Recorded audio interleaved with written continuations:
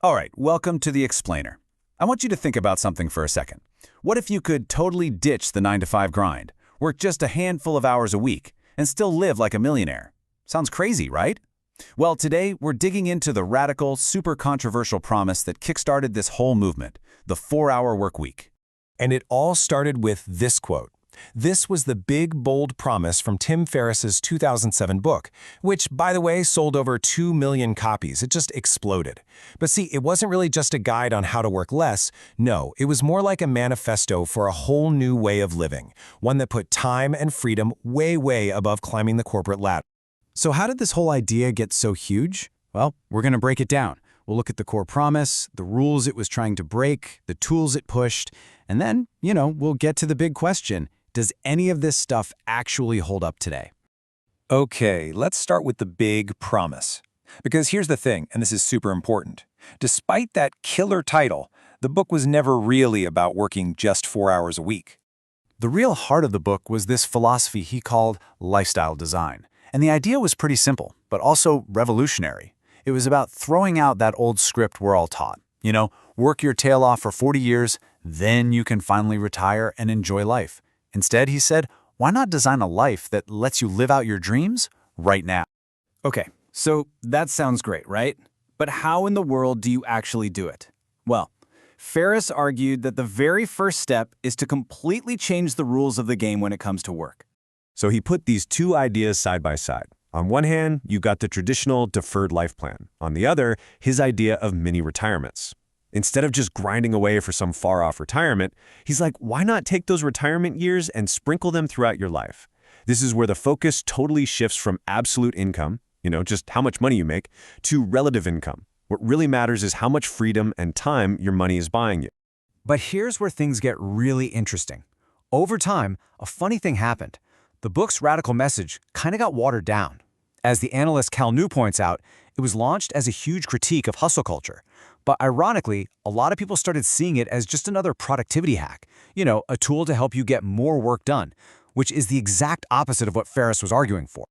So if you want this freedom, what's the actual how-to? Well, it really boiled down to this simple two-part mantra. First, you eliminate, and then you automate. Let's talk about that first step, elimination. Ferriss called this going on a low-information diet. And what he meant was you had to be absolutely ruthless about cutting out the noise. We're talking pointless meetings, the 24/7 news cycle, constantly checking your email, all of it. The whole goal was to practice what he called selective ignorance, so you could focus your energy only on the things that were actually going to move the needle. All right, then comes the second step, automation. And honestly, this is where the theory gets super practical, especially with all the tech we have today. By using modern software, you can literally build a business that practically runs itself. Just think about it for a second. A customer makes a purchase. That can automatically trigger an invoice, update your inventory, and shoot a notification to your team on Slack. All of it happening while you're, on a beach somewhere. You haven't lifted a finger. And the results here are really tangible. Look at this. Automation isn't just about saving time. When you standardize your processes, you can slash those costly human errors. So as more and more businesses adopt these tools, they're seeing huge cost reductions, and they're able to scale up their output without having to hire a bunch more people. It's literally the definition of working smarter, not harder. Okay, but let's be real. Automation can't do everything.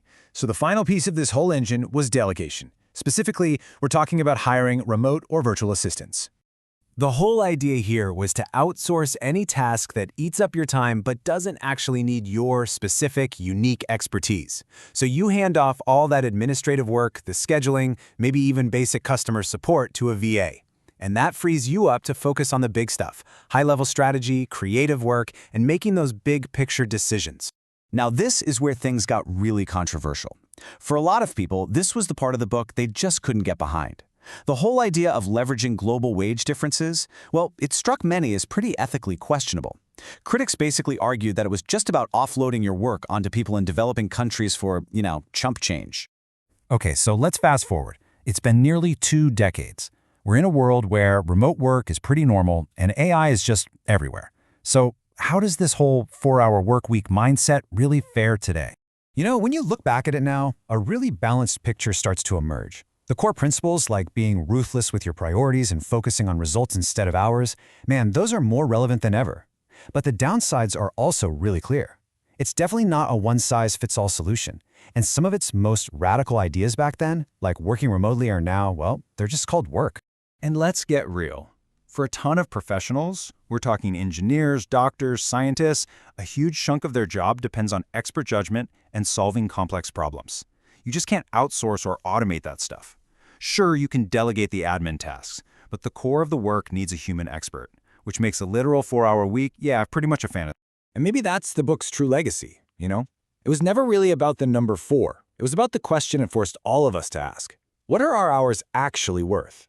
It's a challenge, really. A challenge to stop measuring our lives by the hours we put in and to start measuring them by the value we create and the freedom we get back.